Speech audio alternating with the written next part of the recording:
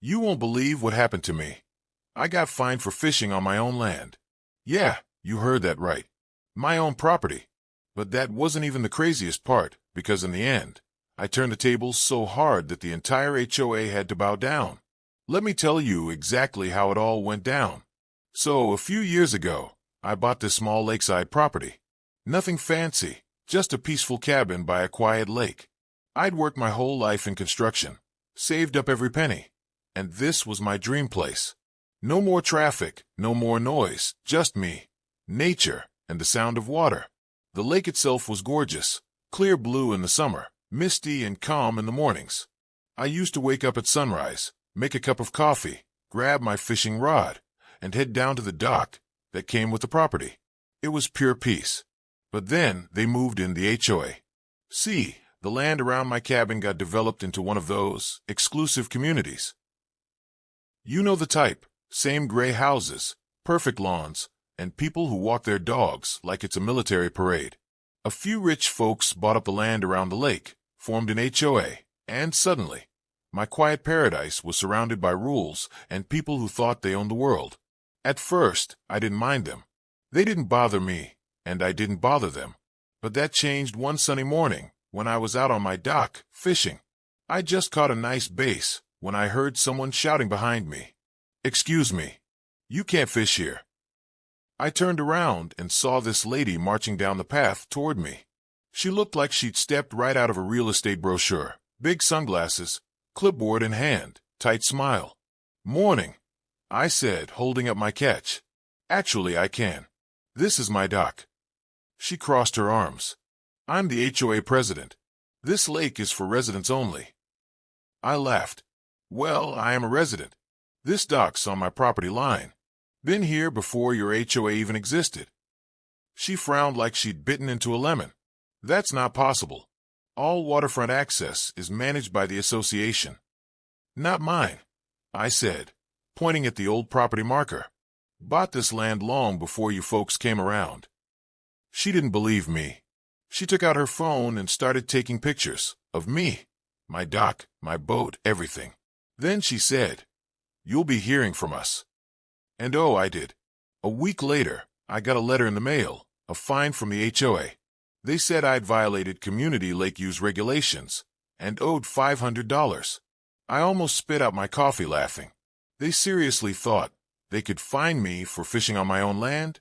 I called the number on the letter. The same woman answered. "Yeah, about that fine." I said, "You might want to check your boundaries before sending those out." She said, "Our records show the lakefront belongs to the association. If you have a dispute, you can attend the next HOA meeting." Perfect. So that weekend, I showed up at the meeting. It was held in this fancy clubhouse they'd built. The room was filled with people sipping coffee and talking about landscaping like it was a life or death matter. When they called my name, I stood up. "I'm here about this fine for fishing on my property," I said.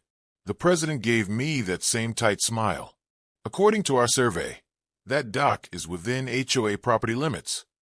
I pulled out my property deed. According to this legal document, it's not. The dock, the shoreline, and 5 feet of land around it are mine. She blinked, clearly not expecting that. "We'll have to verify this." "Go right ahead," I said. "And while you're at it, maybe stop sending fines for things you don't own." I walked out thinking that was the end of it, but I underestimated their stubbornness. 2 weeks later, another letter arrived, another fine, this time for unauthorized structure on HOA property. They were talking about my dock, the one that had been there for 20 years. Now, I was done being polite. I called my lawyer buddy, Dan. We'd worked construction together back in the day, and now he handled property law. He came over, looked at the paperwork, and laughed. "They really picked the wrong guy," he said. "Your deed's ironclad. You own this shoreline." Dan sent them a formal cease and desist letter, demanding they remove the fines and stop trespassing. A week later, I thought it was settled. But then, one morning, I woke up to the sound of hammering. I ran outside and saw 2 HOA guys putting up a sign right next to my dock. It said, "Private HOA property. No fishing. No trespassing." I couldn't believe it. They'd actually crossed the line, literally. The signpost was on my land. I walked over and said, "You guys might want to move that about 10 feet back before I charge you rent." They ignored me.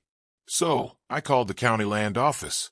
2 days later, an inspector came out with official survey tools. He confirmed exactly what I already knew.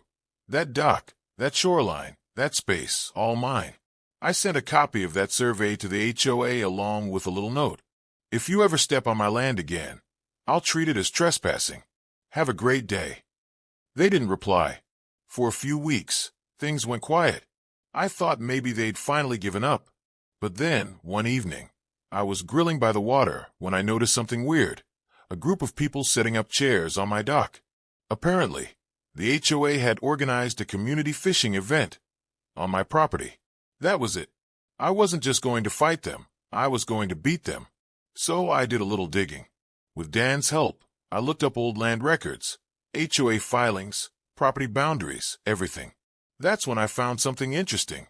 The HOA didn't actually own the beach area on the other side of the lake. The original owner had never sold it. It was listed as unclaimed private property with unpaid taxes. You can probably guess what I did next. I bought it. Yep. I bought the beach that the HOA used for their members-only picnics and events.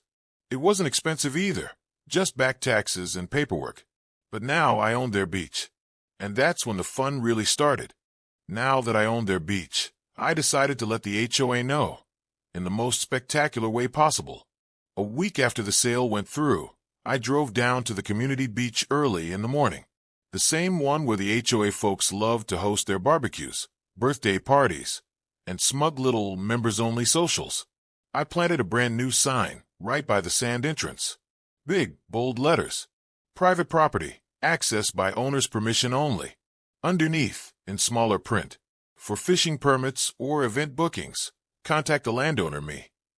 By noon, the calls started flooding in. The HOA president herself rang my phone, sounding furious. "You can't just put up a sign like that," she barked. "Actually," I said calmly, "I can, because that land belongs to me now." There was a long, stunned silence. Then she said, "That's impossible.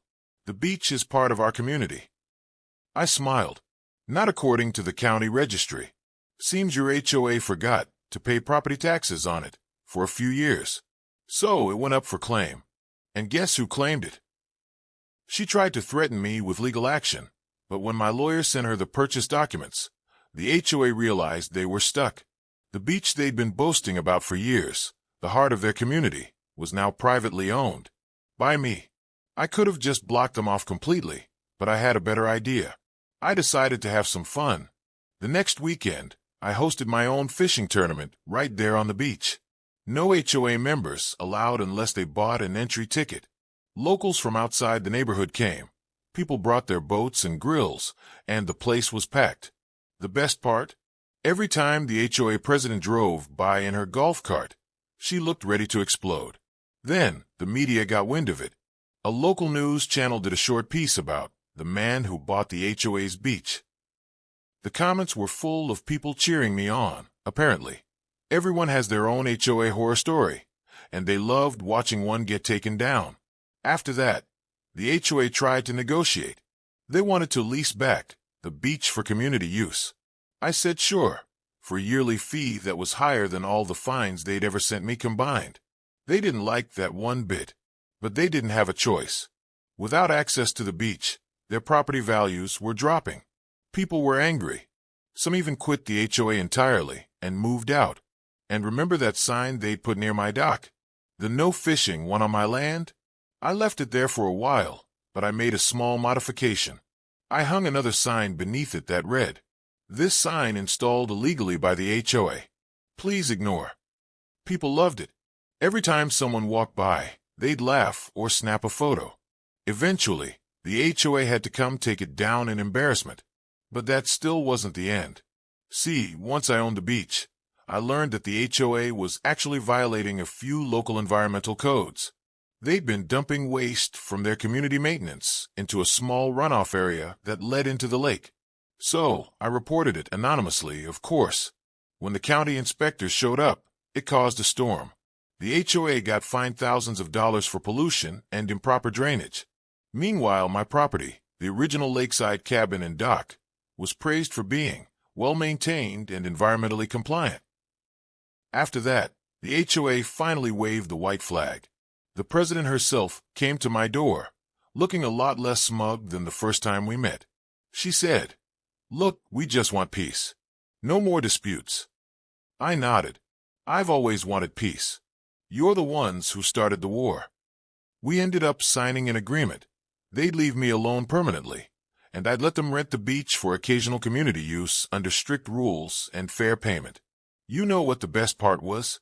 Every time I cashed one of those HOA checks, I'd smile remembering that first fine they sent me, the one for $500 for fishing on my own land. Now, they were paying me thousands every year just to use their old beach. After everything settled down, I went back to my quiet mornings, fishing off my dock, just like before. Only now, the HOA patrols didn't dare come near me. The lake was peaceful again. No shouting, no fines, no nonsense. Just me, my line in the water, and the satisfaction of knowing I'd stood my ground. Sometimes, my buddy Dan comes over and we laugh about it. He says, "Man, only you could turn getting fined into owning their beach." And I just grin. Guess they shouldn't have messed with a fisherman on his own lake. Now, every time I cast my line into the water, I think about how close I came to letting those people push me off my own land. But standing up for yourself, even against a group that seems powerful, is worth it every time. Because sometimes, the best revenge isn't yelling or fighting back. It's owning the thing they tried to take from you, and making them pay rent for it. So, if you ever find yourself in a battle with an HOA, remember this. Read your deeds, know your rights, and don't let anyone bully you off your own land. After all, there's nothing sweeter than fishing in peace on a lake that's truly yours, especially when the people who tried to fine you are the ones now asking permission just to step on the sand. And that's how I turned an HOA fine into the best investment of my life. Because they tried to take my right to fish, and I ended up buying their beach.